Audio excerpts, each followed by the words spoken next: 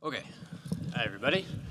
I'm Vaclav Turecek. I work over at Azure at Microsoft on a little thing called Service Fabric, and I'm going to talk today about how we're using Envoy to solve some of the data-aware traffic routing that we have in this platform. Data-aware, we heard that earlier actually today in a different talk, so kind of hoping that doesn't become a buzzword. But I'll show you what that means, and to do that I want to start by just telling you what the Service Fabric thing is. So this is a platform that we have inside of Microsoft. We call this thing it's a data-aware distributed systems platform, which I know is a little vague, so I'll tell you what it actually does. It's a platform for managing and writing and orchestrating applications that run containers and processes, but with a focus on managing the data associated with those applications. And so this is just software. It runs on a cluster of Linux and Windows hosts that we use pretty extensively in the company. And the reason it matters to us is because most of Azure, as well as Microsoft, runs on this platform today.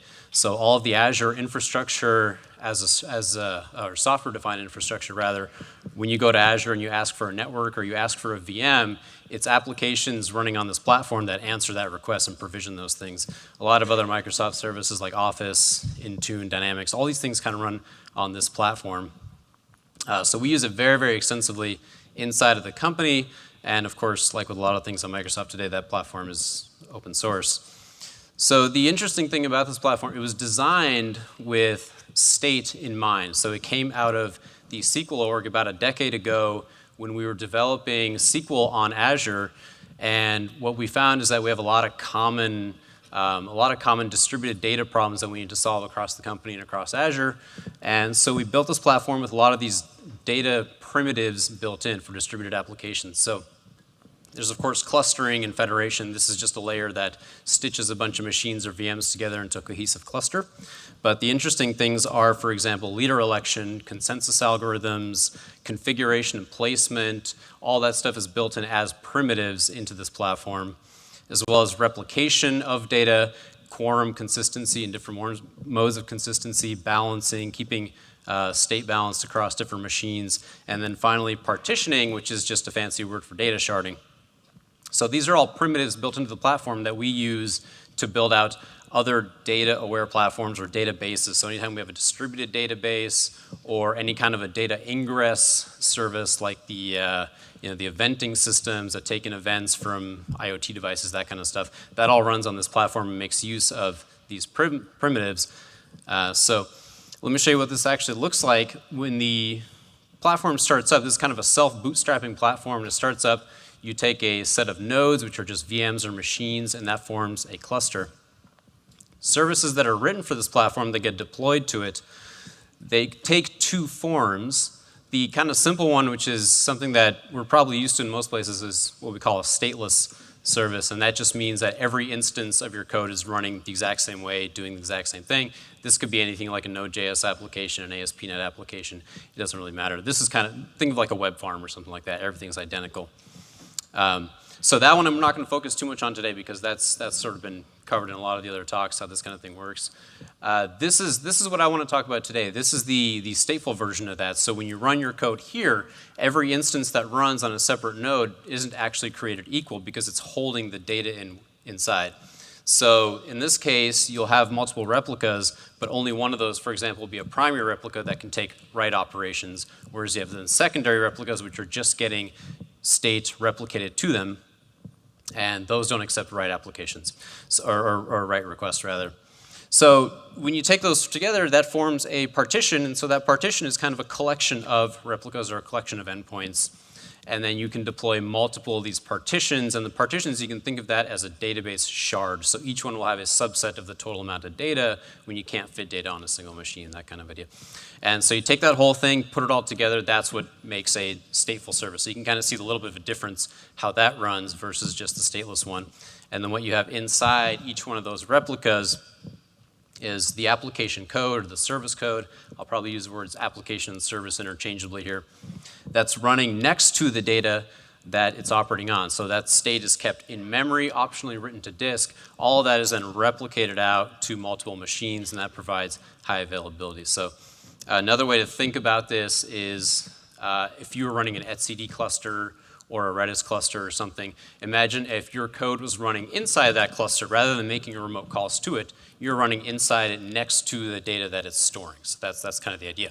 Each one of those systems obviously has to provide a way to route data to the appropriate place where the data is located depending on the request. So usually a client library will do something like that, a thick client library or something that understands how to find those endpoints. And of course we have the same kind of thing in Service Fabric, but what we're doing now is replacing a lot of that with Envoy and using that as the main mechanism to route requests. And so I'll show you exactly how that works.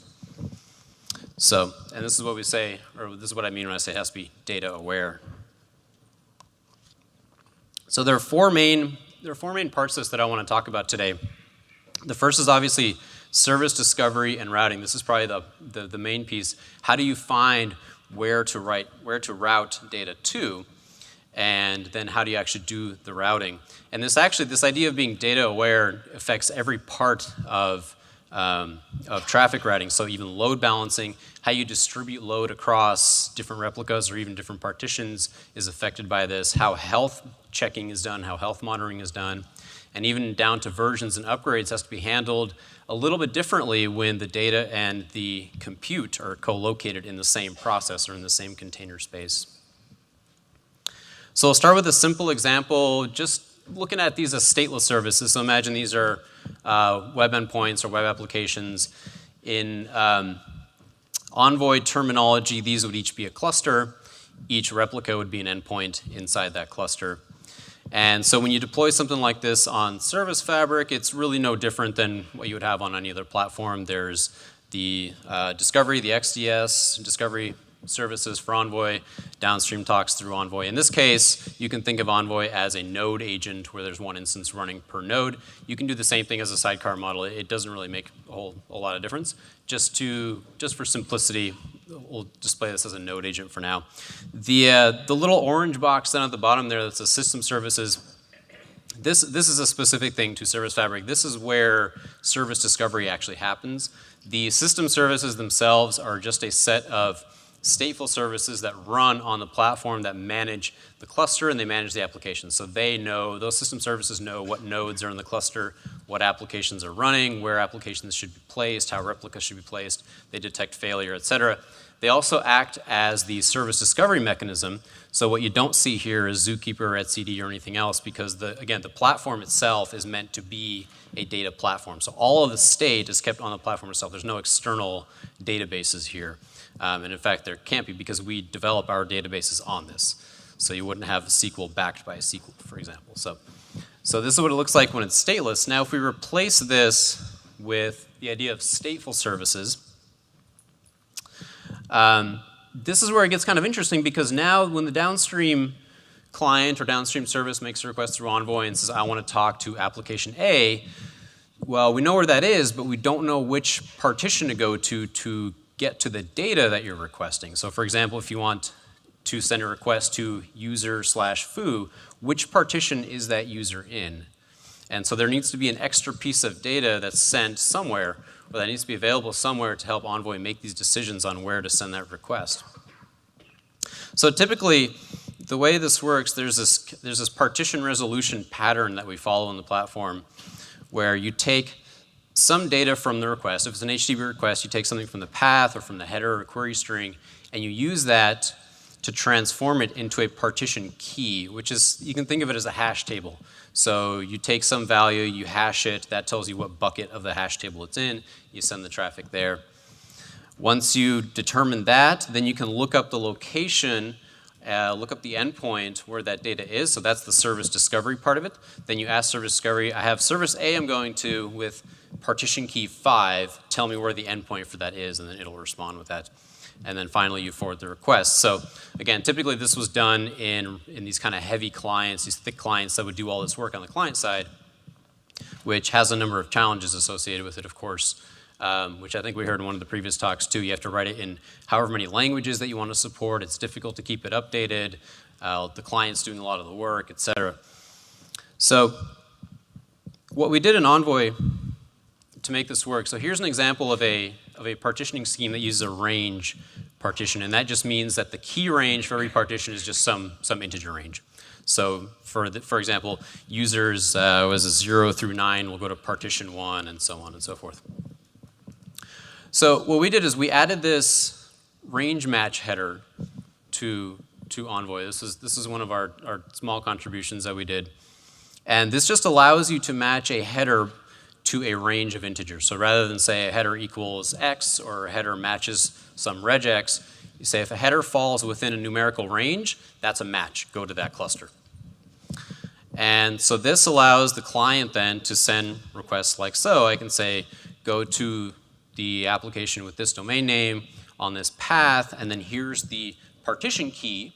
And all that does in Envoy is it just matches this header range match and then gets routed appropriately. And so we're, of course, treating each partition here as an upstream cluster with a set of endpoints. And so we're just trying to figure out a way to send a request to the appropriate cluster. So this works. This allows us to route traffic from a downstream to the appropriate upstream partition based on a key value or a header value, but it has a number of problems though, and the main problem is that it kind of couples the downstream upstream together pretty tightly. So the downstream now has to know intimate details about the upstream and how it's implemented. It has to know, first of all, it has to know that it is a stateful partitioned thing in Service Fabric. That's bad enough as it is. But it has to know even more intimate details about it. For example, it has to know the upstream partitioning scheme. So the range match is just one way that you can do partitioning. You can do named partitions that are an exact name match, for example. The downstream would have to know this about the upstream. The downstream has to know if it is using a range match, it has to know the range of keys that the upstream has chosen. So the upstream can choose any range of keys. Here it's 0 to 29. It could be 1 to 10. It could be int min, int max. The downstream then has to know all this about the upstream. And the worst yet about this, I think, is that the downstream here now has control over the data distribution of the upstream. So if I'm sending requests to an upstream and I'm deciding what the hash key is, that means I'm also deciding how data is distributed in the upstream service. So I could overload partition 1 pretty easily by saying everyone just falls into partition 1. Everyone's 0. And that kind of ruins the upstream. So what we really want to do is we want to take that responsibility out of the downstream, transfer that over where the upstream has control of it by putting that into the proxy in between. And so the way we did this initially was with a custom HTTP filter where the upstream service can now send some of that partition config information through the system services and into the discovery services for Envoy to consume, where that HTTP filter can then consume that information. So it's basically kind of template parameters. So the upstream will say something like, my partitioning range is this, my partition scheme is that, and then more importantly, here's the value I want you to take from the HTTP request, and here's the hashing algorithm I want you to run against it. And that hashing algorithm's usually the same thing. It's usually FNV hash or something. But the point is that as long as the upstream is the one that's defining the API, it's also the best place to say what part of the API should I grab a value that should be used as a hashing key into my distributed hash table. So we did this with a custom HTTP filter.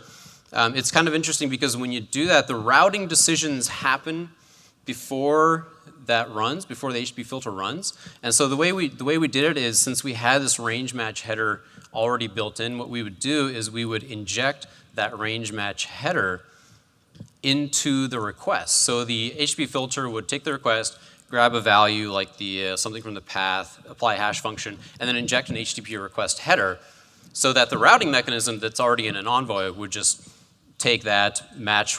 It's basically rewriting the routing rules on the fly is kind of what it is.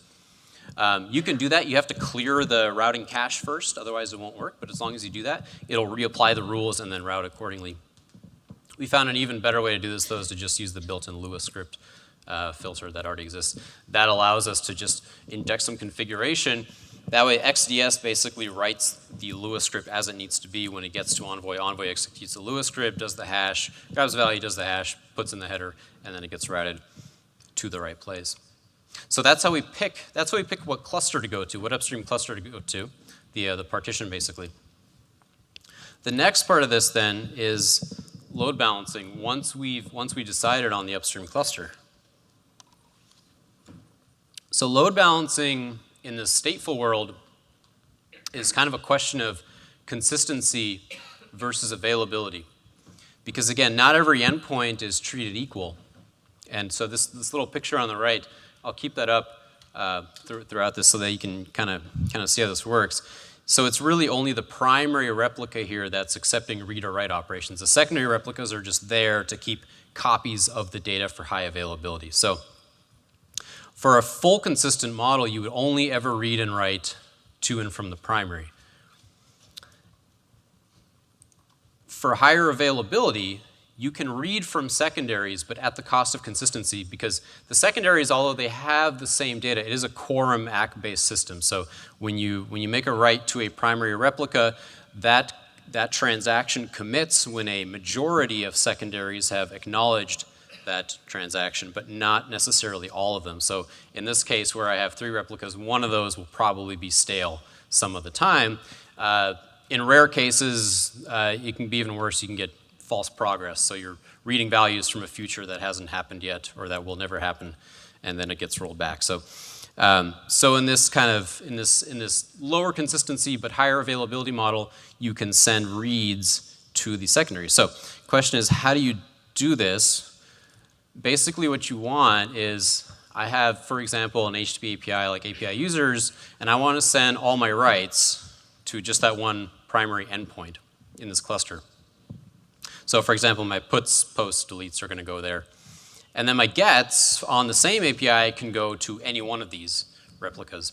So there is a pretty cool way to do this in Envoy that doesn't really require us to do any additional, additional work here.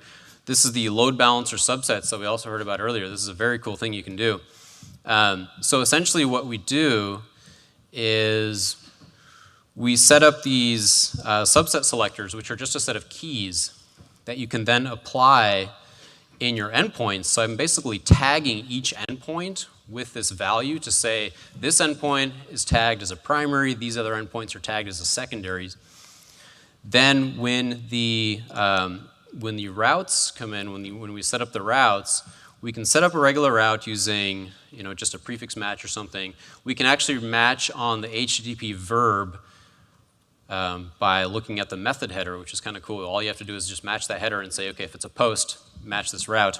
And then finally, you just apply those selectors to this route. So you say if you see a request to this particular URL, that's a post or a put or a delete, and that means apply just that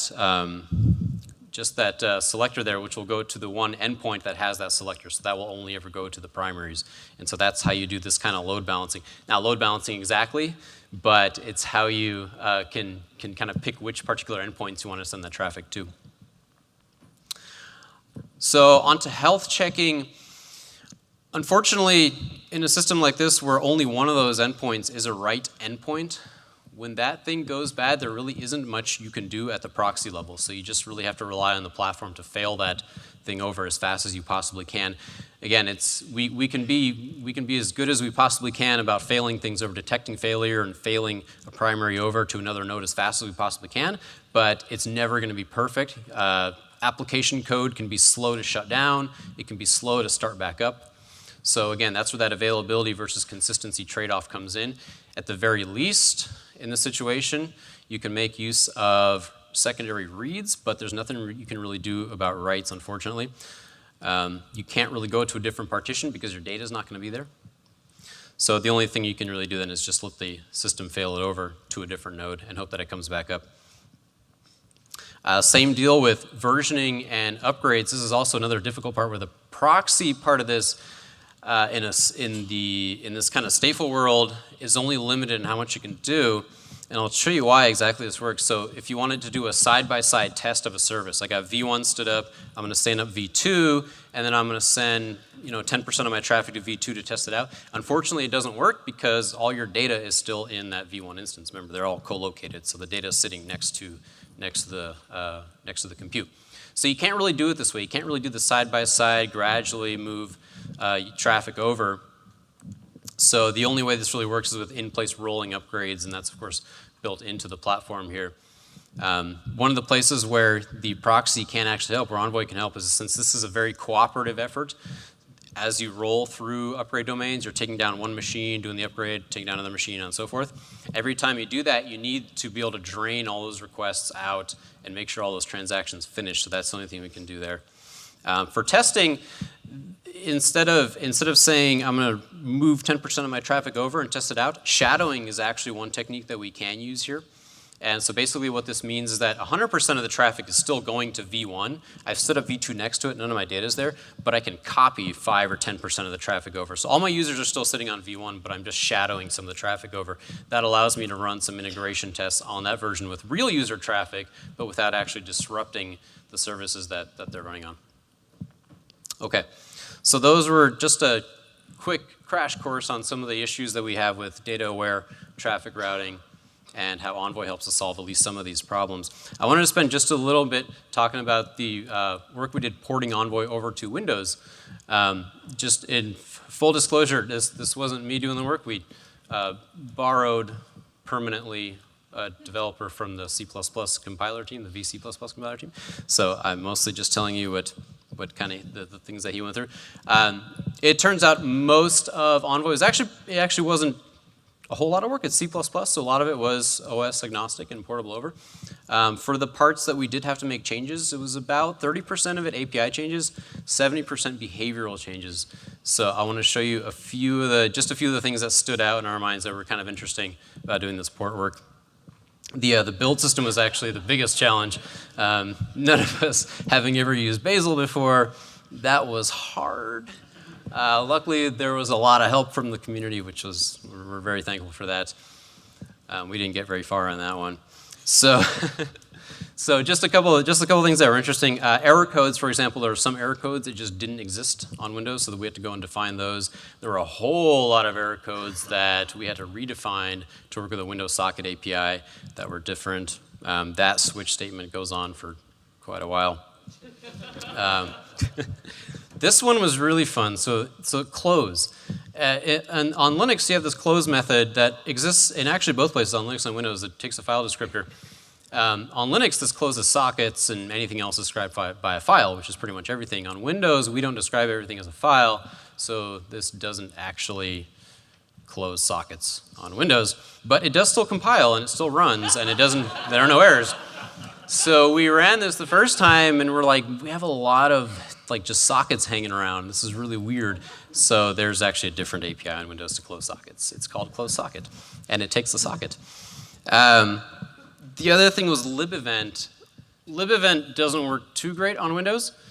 The problem is there's no edge triggering built on Windows. And if you're not familiar with edge triggering, it's this idea where, just real quick, when the socket buffer is full, for example, and you want to write to it, you want to get notified when there's space in the buffer. So when that value changes, now there's buffer space available, hey, go write something to the socket.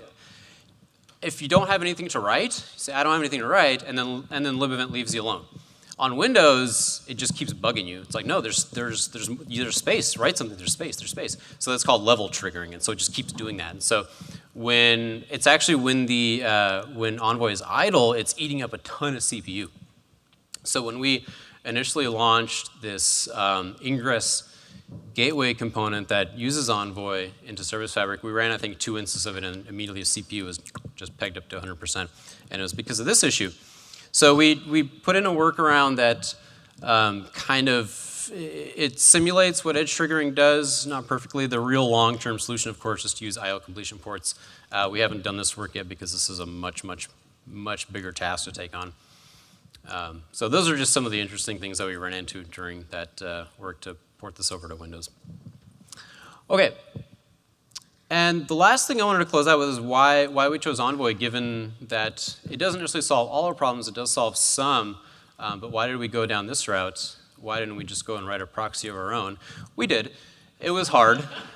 Proxies are hard. They're hard to write. We wrote it on the HTTP sys kernel module, which is what runs IIS underneath.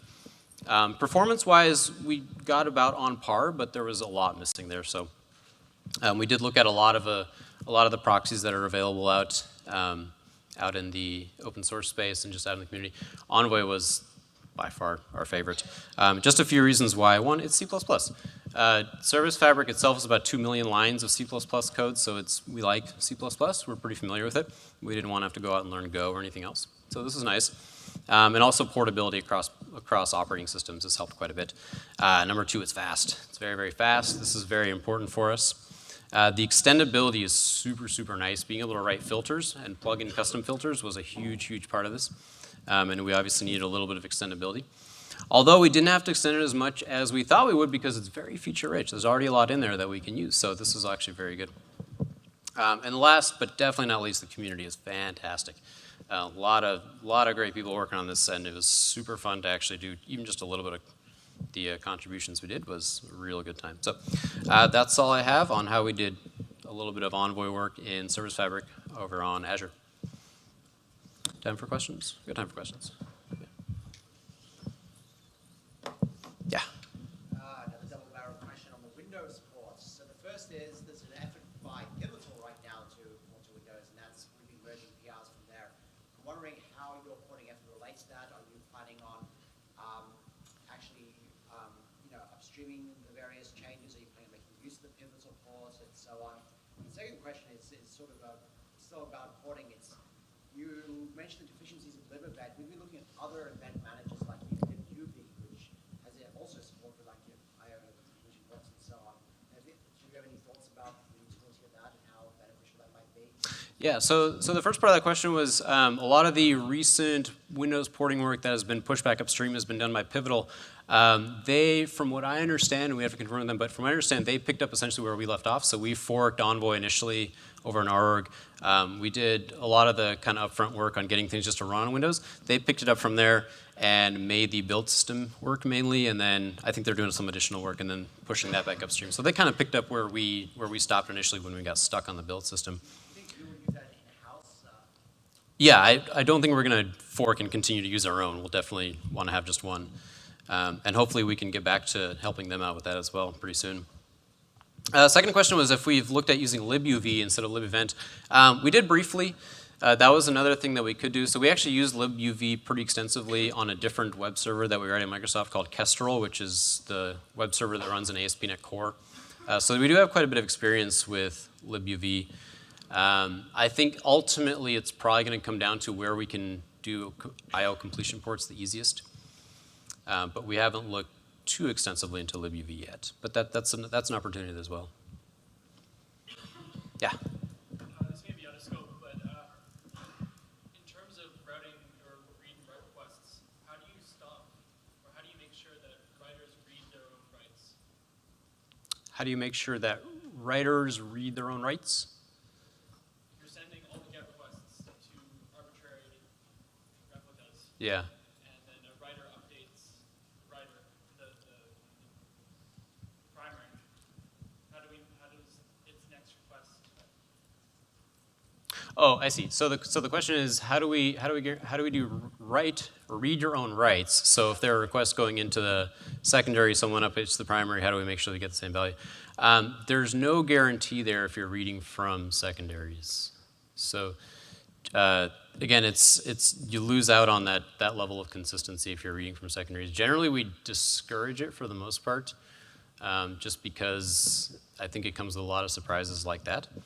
So we usually say, at least if your goal is to scale things out, like I'm overloading one machine and I need to read from more machines, the way to do that is that partitioning concept. Break your data up into smaller chunks, whereas reading from secondaries is only about availability, but we don't have guarantees like that. Yeah. Does the primary come back at the same endpoint that it was originally at, using like either DNS or the same IP that's moved around? Yeah. So the question. XDS updates required during failover? Gotcha. Yeah. So the question is, if the primary comes back up, does it have the same endpoint as it did before? Does XDS have to update it? It depends. So you can do it either way. So you can. It depends on if you've assigned static IP addresses, which isn't something that most of the time is done. Usually it's a completely different endpoint. It comes up on a different node. It's got a new IP address. It might even have a different port if you're assigning ports dynamically. So So in that case, yeah, what happens is when that primary comes up on another node, that gets reported up to the system services. System services update XDS, and that gets pushed back down to Envoy, and then it updates. There's a little window there, though. There's a small window where there's nothing.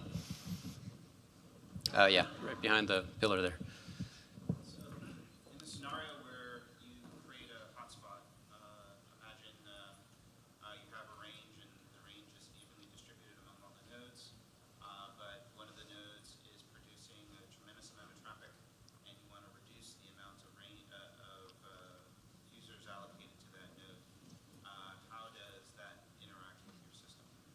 Okay, yeah. So the question is, if one of the partitions is overloaded, so too many users end up in one partition and they end up overloading a node, how do we handle that?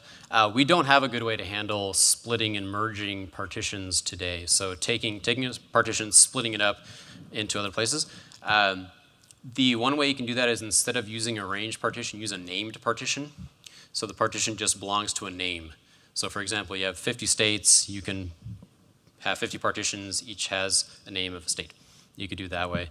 And then you can add more partitions and then kind of rearrange how the routing happens. But there's no way to then merge it back together if the hotspot dies down or you lose users. So we call that a science fiction problem, because over years of research we haven't been able to figure out a good way to do a split and merge of those partitions when it's the application that's actually responsible for determining the distribution in the first place. So if it was a completely closed system where it was always the same distribution, we could probably manage that, but because it's totally random code that someone wrote that does the distribution and the traffic routing, it's harder to do it that way. I think when Envoy is actually doing the work of routing and it's programmable by the upstream service, the more constraints we can put on that, the more realistic it becomes. So this actually helps out with that a little bit, but we're not quite there yet.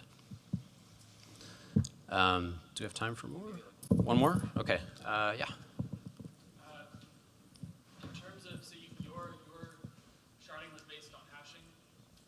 Imagine you wanted to go out to some other data store to find out which shard to route to, and then you wanted to cache that. Do you have any idea how hard that would be to implement with the Lua support?